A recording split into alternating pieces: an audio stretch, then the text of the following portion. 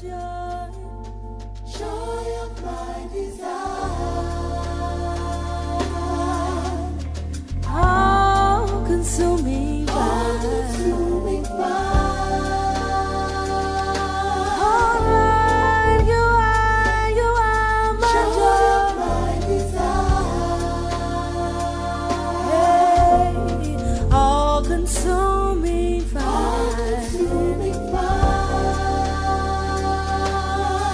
you are my joy, my peace, my strength, yeah. All consuming fire, all consuming fire. Come on, lift your hands. Shalom everyone, this is Judiah. So I made this video to answer the age-old question, to tithe or not to tithe. It just seems like the question keeps popping up and it never quite gets answered. So this video will answer it. Now you may or may not like the answer, especially if you're one of those pastors living off of your tithes. It's a controversial answer, but I can assure you it is biblical. Now you may have seen my video, Tithing in a Nutshell. That's just a 6-minute quick video for those of you who want a quick answer. But this video is well overdue. It's a little longer because I want to go a little deeper into the tithing doctrine, whether or not it applies today, whether or not it applies to the Christian church, and most importantly, who's entitled to collect it? What's the purpose of it? And you'll see that this is the main determining factor, the purpose of the tithe, and who can collect it. So let me start off by saying this. To you pastors out there collecting tithes from your people, it is not okay for you to take the tithing doctrine and make it what you want it to be. It's an abomination to capitalize off of the laws and commandments, twist them and teach them to unlearned followers for your own benefit. Then go and buy $1 million houses and $100,000 cars and jets and stay in expensive hotels. Get yourself on TV with their money to gain more followers and to do the same to them. Those who are brainwashed under you, they can't see it, but I see right through you. When the Bible says, will a man rob God? It was referring to you. Because if you're taking and collecting tithes that you're not authorized to collect and using it for purposes the Most High did not ordain them for, you are the one robbing him, not your followers. You're the one held accountable in the end for misguiding your followers and teaching them in error. So I'll try to sum this up as quickly as possible with scripture to back it up, because I want you to have a full understanding, and most importantly, I want you to be able to teach this as well. So get your pen and your pad ready. Some of you know I grew up in a Christian church, so I've heard it all. I've heard at least 2 pastors claim that the tithe is really supposed to be 30%, not 10%. 10% is the bare minimum you're supposed to give them. So let's take a look at that. Now, the Israelites did pay 3 separate 10% tithes, totaling 30%. Let's start with the first tithe that they paid. It was called the Levitical tithe. The Levitical tithe. Okay? The Levitical tithe was solely for the children of Levi, the Levites. They didn't have an inheritance, so they worked in the temple for a salary. When the 12 tribes of Israel gave 10% of their increase for this tithe, it went to the Levites as a salary. If you go to Numbers 18, verse 21, it reads, I have given the children of Levi all the 10th in Israel for an inheritance, for their service which they serve, even the service of the tabernacle of the congregation.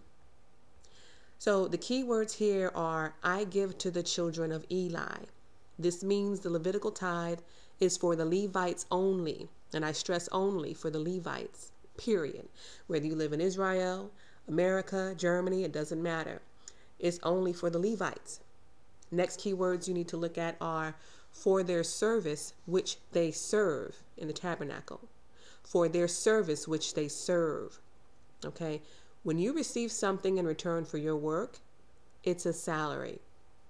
So the Levitical tithe was their pay, their salary. So in Numbers 18:21, we clearly see that the Levitical tithe is, number 1, only for the Levites. Number 2, It was their salary.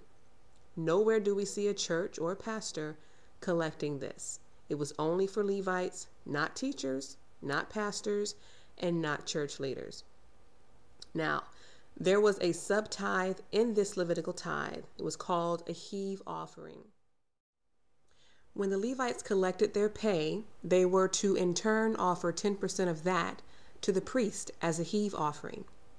If you look at Numbers chapter 18, verse 26, it says, "Speak to the Levites and say to them, when you take the tithes from the children of Israel, which I've given you as an inheritance, offer up a heave offering of it for the Most High, a tenth of the tenth."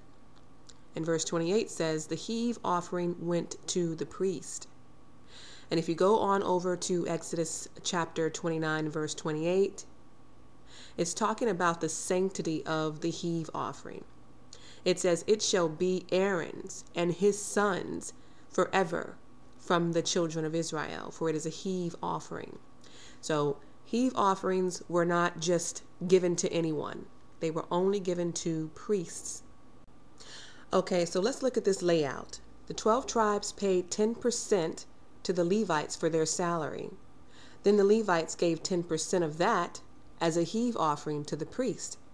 So actually 1% of what the 12 tribes paid ended up with the priest. So if I give you 10% and then you give 10% of that to someone, 1% of what I gave you ended up with them. So does that mean we're to pay 1% to a preacher? No. Let's be clear. Look at the parties involved here. Only the Levites could collect the Levitical tithe. Only a priest could collect the heave offering from them.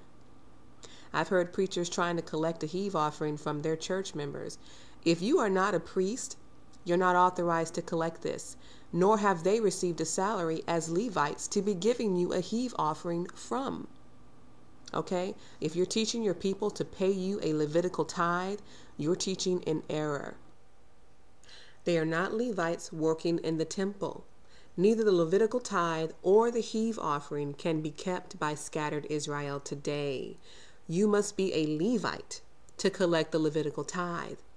If you're a pastor, can you say that you're a Levite? If you claim to be a Levite, are you working in the temple?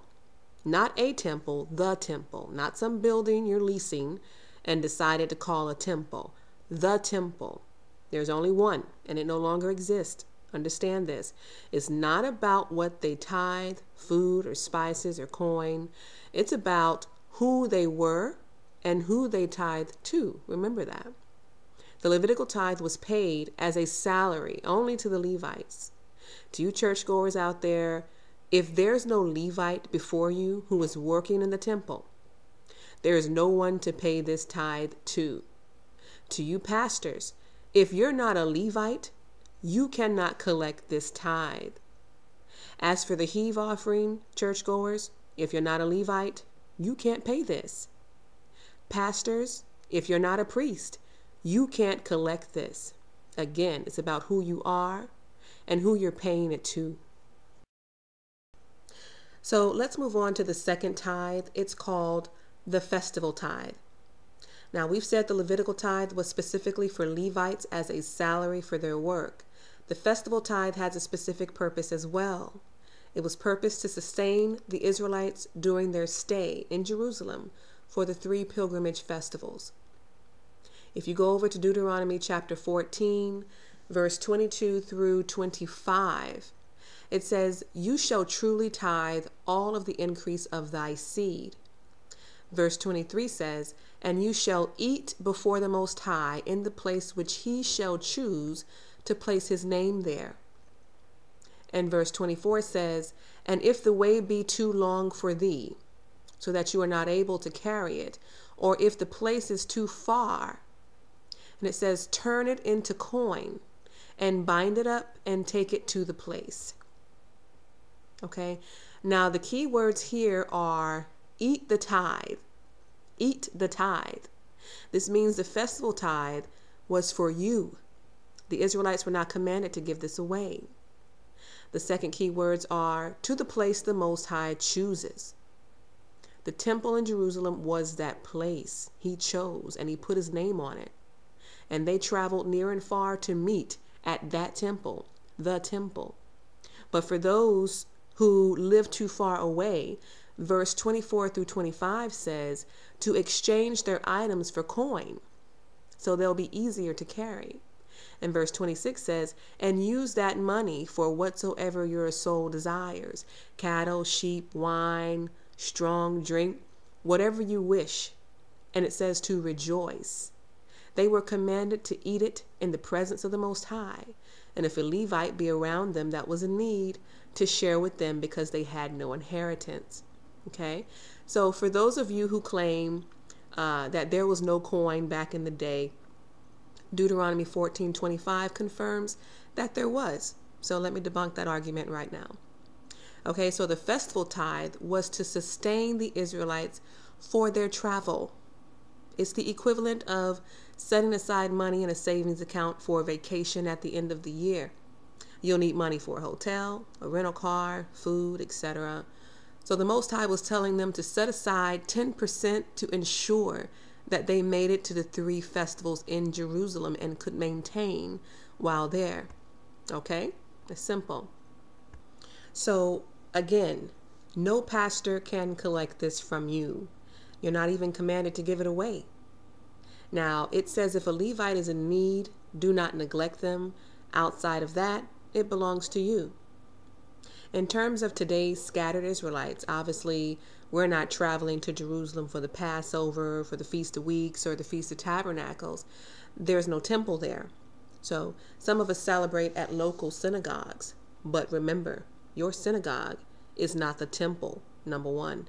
Number two, they were commanded to consume it in Jerusalem, where the Most High chose.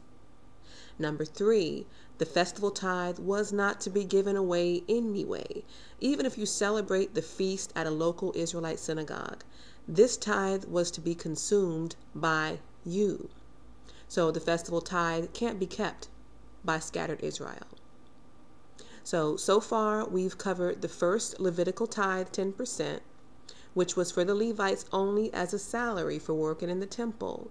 Note, paid to Levites and received by Levites only.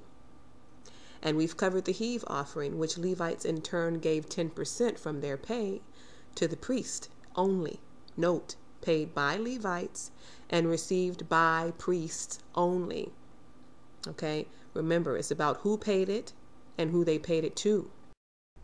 This tithe can no longer be kept because we don't know who or where the Levites are. And even if you find one, they're not working in the temple because the temple doesn't exist anymore. All right. We've covered the second festival tithe, 10%, which simply was putting aside necessities for their travels to Jerusalem. Again, we're scattered. We're not traveling to the temple because it doesn't exist. Even if it did exist and we traveled to it, this tithe remained in the pockets of the Israelites. It was never given away. Now, the third and final tithe is what's called the poor man's tithe. The poor man's tithe is 10% as well. This is the most important of the three because it's the one of the 3 tithes that can still be kept. He is my joy, joy of my desire, all consuming.